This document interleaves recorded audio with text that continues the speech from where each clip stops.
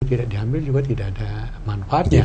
Iya, betul. Sehingga sekarang karena hubungan antara daerah dengan pusat itu perlu secara smooth.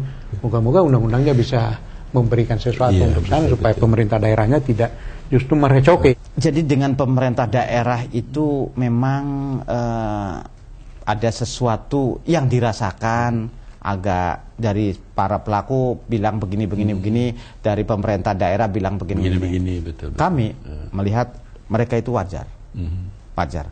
Tetapi kami juga menyampaikan ke daerah bahwa prinsip kegiatan perminyakan yang berkaitan dengan daerah itu, kalau saya melihatnya seperti kepemilikan ayam.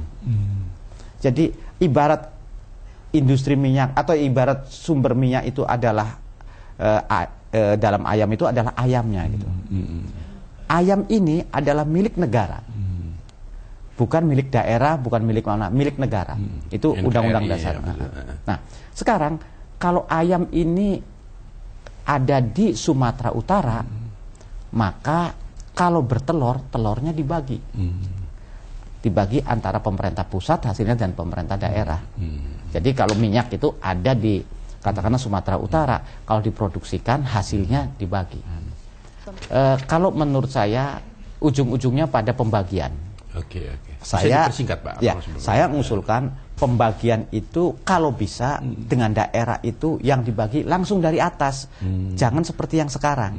Sekarang itu daerah dibagi setelah dikurangi cost recovery, setelah dikurangi komponen pajak, ini sehingga sulit sekali untuk menghitung. Menurut perhitungan yang ada di kalangan oil company, perusahaan-perusahaan minyak, perhitungan-perhitungan itu menunjukkan demikian. Dari 85% hak pemerintah, 15%-nya itu diberikan kepada daerah. 15% dari 85 itu? 15% percentage point. Tapi jadi akhirnya pembagiannya menjadi 75 pemerintah pusat, 15 pemerintah daerah, dan 15% adalah production sharing itu sendiri. 75, 15, 10? 70, 15, 15. Oke, 70, 15, 15. Ya. Jadi sebenarnya dari besaran itu bisa diterima ya, bahwa investor saja cuma dapat 15. Ya kan? Jadi kalau daerah dapat 15 itu juga sudah dianggap wajar. Pemerintah pusat menguasai yang 70-nya gitu kan. Nah, yang 70 nanti kan juga dikembalikan ke daerah di dalam bentuk-bentuk kewajiban pemerintah pusat kepada pemerintah daerah. Nah, tapi yang barangkali yang sering dikeluhkan oleh pemerintah daerah itu sendiri adalah satu, yang mereka tidak tahu berapa sih harus mereka terima. Artinya berapa jumlahnya, berapa miliar misalnya rupiah yang mereka harus terima. Dan yang kedua itu yang sering juga dikeluhkan itu adalah mereka tidak menerima itu ya istilahnya on time lah gitu. Jadi harus menunggu dalam jangka waktu yang cukup lama sehingga mengganggu tentunya program-program di daerah. Semua kita sepakat bahwa apapun regulasi yang akan dibuat harus pro kesejahteraan rakyat, sesuai pasal 33 Undang-Undang Dasar 1945, sekaligus pro-bisnis. Karena kesejahteraan rakyat hanya dapat dicapai bila industri migas memperoleh profit yang memadai. Oleh sebab itu perlu diberikan rangsangan fiskal yang menarik dan jaminan keamanan dari gangguan orang-orang atau penduduk yang tidak bertanggung jawab, serta kepastian hukum dan penegakan hukum.